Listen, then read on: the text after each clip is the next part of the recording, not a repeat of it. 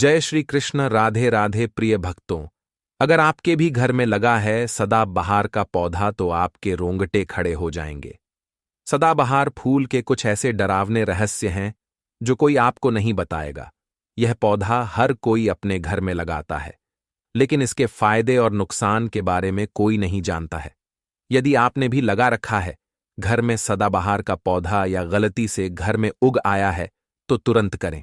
यह काम नहीं तो बहुत पछताओगे भक्तों। सदाबहार के पौधे में होती है यह एक चीज आज ही जान लो। गलती से अगर आपने भगवान को चढ़ा दिया है तो जरूर देखें भक्तों। सबसे पहले तो वीडियो को लाइक कर दें, और अगर इस चैनल पर नए हैं तो वास्तु ज्ञान एस्ट्रो चैनल को सब्सक्राइब अवश्य कर ले। भक्तों, आज की वीडियो बहुत ही सुंदर है।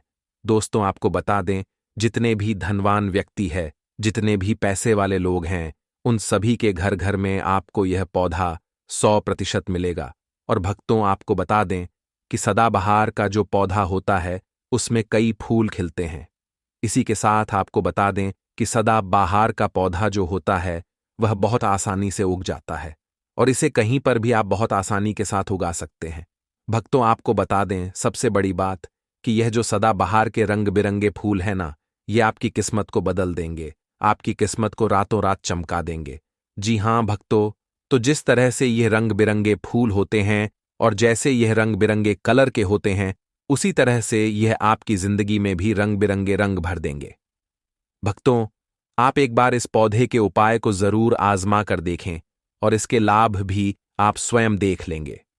अगर आप भी अपने जीवन में बहुत मेहनत करते हैं, बहुत प्रयास कर रहे हैं जिंदगी में सफल होने का, मगर सफल नहीं हो पा रहे हैं और बार बार आपको असफलता का मुंह देखना पड़ रहा है, आप बार बार निराश हो रहे हैं, तब तो आपको यह उपाय जरूर ही कर लेना चाहिए।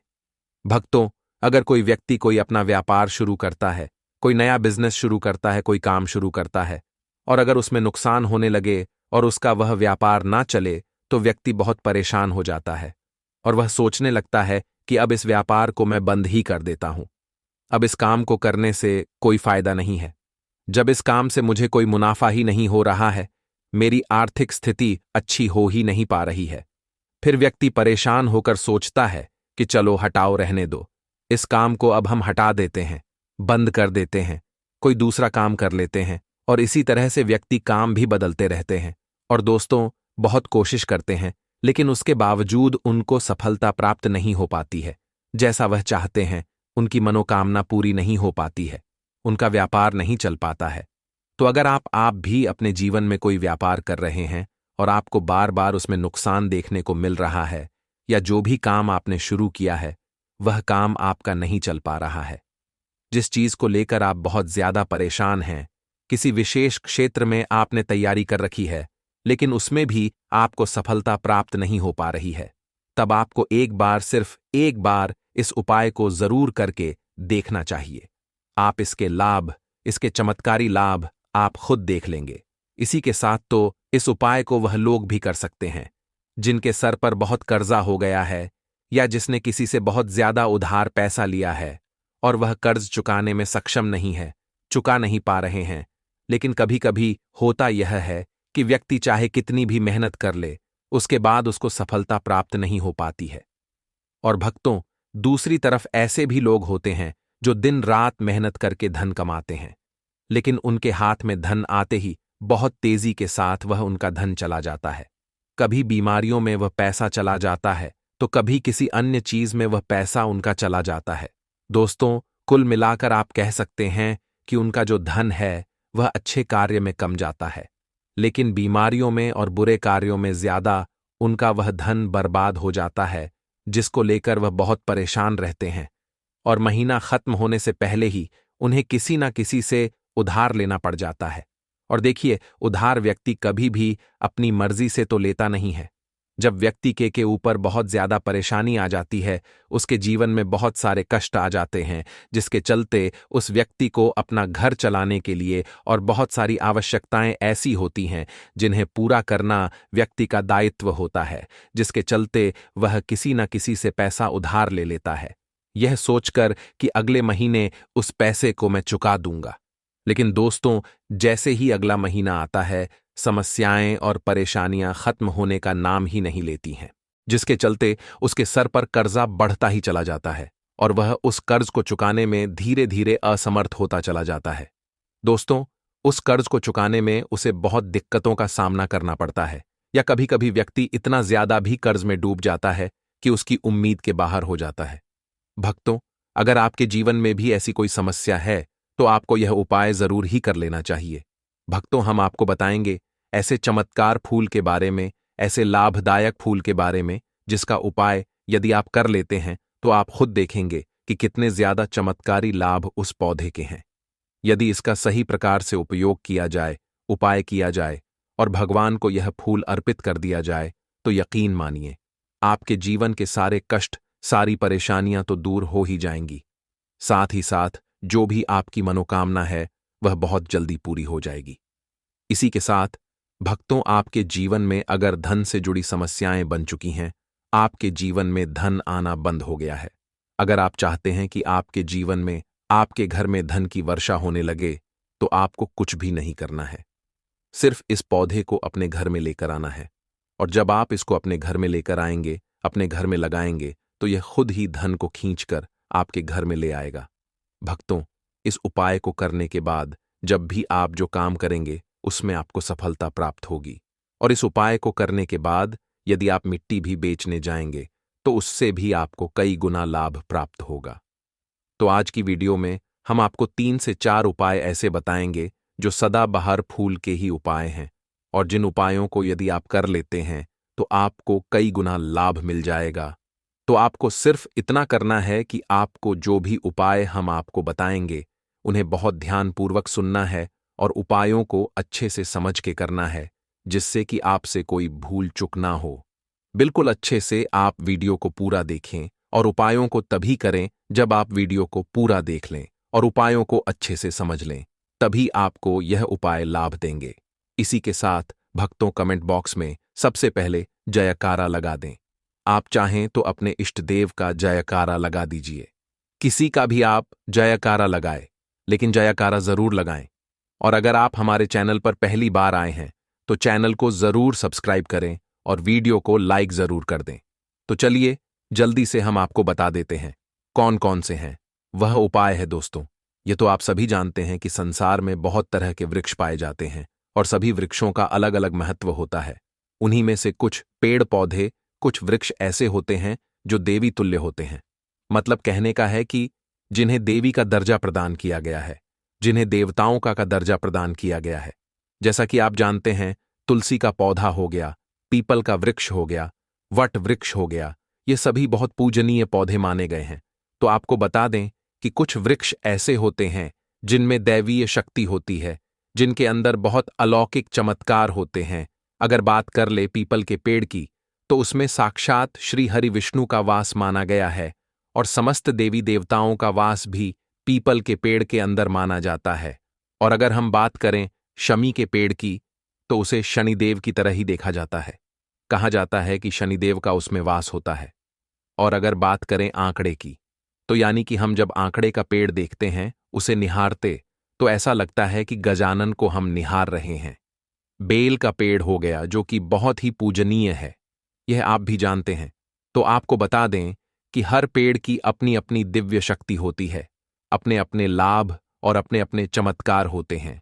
भक्तों, अब मान लीजिए किसी भी पेड़ की जिनमें दैवीय शक्ति होती है, उनमें से किसी भी पेड़ की यदि हम सही प्रकार से पूजा कर लेते हैं, अच्छे से उपायों को कर लेते हैं, तो यकीन मानिए आप अपने जीवन की समस्त समस्याओं से छुटकारा पा सकते हैं।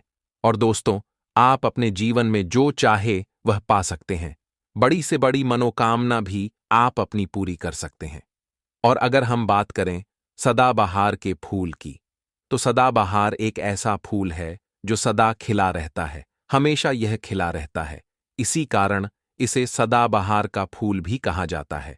और इसीलिए भक्तों, यह जो सदाबहार का फूल है, यह सदा के लिए आपके भाग्य को चमका सकता है, आपकी किस्मत बदल सकता है। तो इस फूल के बहुत सारे लाभ, बहुत सारे चमत्कार हैं। हम आपको बहुत ही सरल शब्दों में बताने और समझाने का पूरा प्रयास करेंगे, जिससे कि आपको किसी समस्या का सामना ना हो। आप उपायों को अच्छे से समझ के अच्छे से कर सकें। आप चाहे तो इनको लिख भी सकते हैं, और दोस्तों, आप चाहे तो हमारी वीडियो को दोबारा भी देख सकते हैं। आपको उपाय अच्छे से समझ आ जाएंगे। तो देखिए, अगर बात करें सदाबहार के फूल की, उस पौधे की, तो सदाबहार के दो रंग के फूल होते हैं। एक फूल होता है सफेद रंग का, और वहीं दूसरा जो फूल होता है वो होता है गुलाबी रंग का। भक्तों, आपने देखा भी होगा, हल्का गुलाबी रंग का फूल होता है। तो आपकी जानकारी के लिए बता दें कि सफेद रंग का जो सदाबहार का फूल होता है, वह माता लक्ष्मी को प्रसन्न करने के लिए बहुत ही शक्तिशाली फूल है। बहुत ही ज्यादा माता लक्ष्मी को वह फूल पसंद है, और गुलाबी रंग का जो सदाबहार का फूल होता है, वह भी माता लक्ष्मी को अति प्रिय होता है, क्योंकि गुलाबी रंग तो माता लक्ष्मी का सबसे ज्यादा प्रिय रंग है। तो जब आप सदाबहार के इन फूलों का कोई उपाय करते हैं, तो इसका मतलब है कि धन खींचने की चाबी आपने अपने पास रख ली है। धन खींचने का पौधा अब आपने अपने घर पर लगा लिया है। इसी के साथ भक्तों, आपको बता दें कि शिवजी को सफेद रंग का जो सदाबहार का पुष्प होता है, जो फूल होता है, शिवजी को सफेद रंग का सदाबहार का फूल बहुत ज्यादा प्रिय होता है। यदि आप इस सफेद रंग के पुष्प को शिवजी को अर्पित करते हैं, तो आपके जीवन की बहुत सारी समस्याओं से आपको छुटकारा मिल जाएगा, और आपके जीवन में जो भी राहु केतु का दोष है, वह भी पूरी तरह से समाप्त हो जाएगा। तो जब भी आप इस सफेद अंग के पुष्प को शिवजी को अर्पित करें या माता लक्ष्मी को अर्पित करें, तो आप अपनी मनोकामना बोल दें। आपकी कैसी भी मनोकामना है, वह जरूर पूरी हो जाएगी। और यदि आप इस सफेद रंग के पुष्प को शिवजी को अर्पित करते हैं, तो शनिदेव भी आपसे बहुत प्रसन्न होते हैं। अगर आपके पास सदाबहार के पुष्प है, आपके घर में कोई पौधा लगा है, तो बहुत अच्छा है। लेकिन अगर आपके घर में सदाबहार का फूल नहीं है, पौधा नहीं है, तो आपको अपने आसपास यह बहुत ही आसान पानी से प्राप्त हो जाएंगे। वहां से भी आप इन फूलों को ले सकते हैं। तो चलिए, सबसे पहला उपाय हम आपको बता देते हैं कि आपको सफेद रंग के सदाबहार के पुष्प लेने हैं, और किस दिन इस उपाय को करना है। आपको यह उपाय करना है शुक्रवार के दिन। तो भक्तों, आपको सफेद रंग के पुष्प तोड़कर लाना है, और उनसे ही आपको उपाय करना है। तो उपाय आप कैसे करेंगे, इस चीज को भी आप अच्छे से समझ लीजिए। तो देखिए, आपको सूर्यास्त होने से पहले पहले फूलों को तोड़कर लाना है। तो आपको कितने फूल तोड़कर लाने हैं? या तो आपको 27 फूल तोड़कर लाने हैं, और या फिर आपको 21 फूल तोड़कर लाना है। अगर आप 27 फूल तोड़ते हैं तो उसका उपाय अलग है, और यदि आप 21 फूल तोड़कर लेकर आते हैं तो उसका उपाय अलग है। लेकिन हम आपको बताएंगे, तो इसीलिए वीडियो में अच्छे से बने रहे और उपायों को अच्छे से समझिए। तो अगर आप 27 फूल तोड़कर लाए हैं सफेद रंग के, यदि आप तोड़कर लेकर आए हैं, जब आप 27 फूल सफेद रंग के सदाबहार के तोड़कर ले आएंगे, उसके बाद आपको अपने घर के मंदिर के पास आना है, और आपको लेना है एक दिया और लंबी बाती का, आपको एक दीपक जलाना है। उसके बाद आपको एक लाल रंग का छोटा सा कपड़ा लेना है, और लाल कपड़ा वहां मंदिर में आपको बिछा देना है। अब आपको मौली के धागे से लपेटकर इन फूलों की माला बना लेनी है। तो आपने जो 27 फूलों की माला बनाई है, उस माला को आपको माता लक्ष्मी को अर्पित करना है, उनको पहनाना है। लेकिन जब आप यह माला पहनाएं, उससे पहले आपको लक्ष्मी मां के किसी भी मंत्र का जाप करना है। अगर आपको कोई मंत्र याद नहीं है, तो आप बहुत सीधा सरल सा मंत्र और महालक्ष्मी नमः, इस मंत्र का 27 बार जाप कर लें। उसके बाद आप माता लक्ष्मी को यह माला अर्पित कर दें। उसके बाद आपको माता लक्ष्मी को कुमकुम हल्दी का तिलक लगाना है, और उसके बाद आपको महालक्ष्मी चालीसा का पाठ भी करना है, और फिर उसके बाद आपको माता लक्ष्मी की आरती करनी है। इस बात का ध्यान रहे कि जब आप चालीसा कर लेंगे, उसके बाद आपने जो लाल कपड़ा लिया है, उस पर आपको हल्दी से स्वास्तिक बनाना है, और उस लाल कपड़े पर आपको जो स्वास्तिक आपने बनाया है, उस स्वास्तिक के ऊपर यदि आपने 21 फूलों की माला माता लक्ष्मी को अर्पित करे हैं, तो 21 चावल के दाने आपको स्वास्तिक पर रखने हैं। और अगर 27 फूलों की माला आपने माता लक्ष्मी को अर्पित की है, तो 27 ही चावल के दाने आपको स्वास्तिक पर रखने हैं। लेकिन ध्यान रहे कि चावल बिल्कुल भी टूटा फूटा खंडित नहीं होना चाहिए, और जब आप चावल स्वास्तिक पर डालेंगे, तब भी आपको महालक्ष्मी नमः का जाप भी करना है। इसके साथ ही साथ आप जो माला आपने माता लक्ष्मी को अर्पित की थी, वही माला आपको इस स्वास्तिक के ऊपर रख देनी है। अब इसके बाद आपको माता लक्ष्मी के मंदिर से सिंदूर लेकर आना है, और आप चाहे तो घर का सिंदूर भी रख सकते हैं। अब आपने जो माला रखी है उस लाल कपड़े पर, उस माला पर आपको वह सिंदूर छिड़क देना है। अब इसके बाद आपको उस लाल कपड़े की पोटली बना देनी है, और इसके बाद भक्तों आपको उस पोटली को उसी दिन यानी शुक्रवार के दिन रात्रि के समय में उस पोटली को रख देना है अपने धन रखने वाले स्थान पर, अपनी तिजोरी में। दोस्तों, आपको बता दें, यह उपाय आपको रात्रि के समय करीब 8 बजे के आसपास आपको करना है। वैसे तो आप सूर्यास्त के बाद कभी भी इस उपाय को कर सकते, मगर आप 8 बजे के आसपास कर सकते हैं तो बहुत ही उत्तम रहेगा। अगर आप 21 फूलों की माला का उपाय यह कर रहे हैं तो आपको यह उपाय लगातार 5 शुक्रवार को करना है। मतलब एक शुक्रवार कर लिया, फिर उसके बाद दूसरे शुक्रवार कर लिया, तीसरे कर लिया, चौथे कर लिया। आपको लगातार इस उपाय को करना है। और यदि आप 27 फूलों वाला उपाय कर रहे हैं तो आपको लगातार 4 शुक्रवार करना है। तो देखिए, उपाय चाहे आप 4 शुक्रवार कर रहे हैं या 5 शुक्रवार कर रहे हैं, आप इस बात का ध्यान रखें कि आपको अलग अलग पोटली नहीं बनानी है। आपने जो सबसे पहली पोटली बनाई है उसी पोटली को आपको लेना है। माला तो आपको हर बार नहीं लेनी है, चावल भी आपको हर बार नहीं लेने हैं, लेकिन उसी पोटली के अंदर आपको उन सारी चीजों को रखते चले जाना है। अब देखिए, 5वां जो शुक्रवार होगा, चाहे 5 शुक्रवार आप यह उपाय कर रहे हैं या 4 शुक्रवार कर रहे हैं, तो जो 5 शुक्रवार होगा उस 5वें शुक्रवार को आपको इस पोटली को लेना है। और आपके घर में जहां पर भी मिट्टी हो, मान लीजिए आपके घर में कहीं पर भी मिट्टी है, तो वहां पर आपको इसको मिट्टी में दबा देना है। और अगर मान लो आपके घर में कहीं पर भी मिट्टी नहीं है, पूरी जगह पर आपका फर्श है, तब आपके घर में गमला तो जरूर होगा, तो आप इसे गमले में दबा दीजिए। और आप इस चीज का पूरा ध्यान रखें कि आपको पोटली को पूरी तरीके दबाना है। आपने पोटली के अंदर जो माला रखी थी, जो चावल रखे थे, उन चीजों को आपको मिट्टी के अंदर डालना है। कपड़े को आपको मिट्टी के अंदर नहीं डालना है। जो लाल कपड़ा लिया है उसको आपको को नहीं डालना है। तो दोस्तों, यह उपाय बहुत आसान है, बहुत ज्यादा कठिन उपाय नहीं है। और यदि आप इस उपाय को कर लेते हैं, फिर आपके जीवन में धन से जुड़ी जो भी समस्या है वह तो समाप्त हो ही जाएगी। आपके जीवन में धन आने के बहुत सारे मार्ग भी खुल जाएंगे, बहुत सारे रास्ते आपके जीवन में खुल जाएंगे। वहां से आपको धन प्राप्त होता रहेगा, और जो धन आपको प्राप्त होगा उसमें निरंतर आपको वृद्धि भी देखने को मिलेगी। और आपको बता दें, इस उपाय को करने से आपके घर में स्थिर लक्ष्मी का वास होगा। तो देखिए, यदि आप 5 शुक्रवार वाला उपाय कर रहे हैं, 5 शुक्रवार वाला, तब तो आपको छठे दिन यह प्रक्रिया करनी है, छठे शुक्रवार को।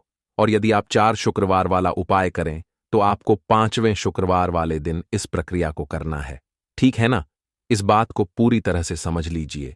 तो दोस्तों, यदि आप इस उपाय को कर लेते हैं तो आप अपनी कैसी भी मनोकामना पूरी कर सकते हैं। इन छोटे सरल उपायों को करके आपको अपने मन में पूरी सच्ची श्रद्धा और पूरा विश्वास होना चाहिए, तब यह उपाय असर करते हैं। दोस्तों, आज की वीडियो में बस इतना ही। जय श्री राम।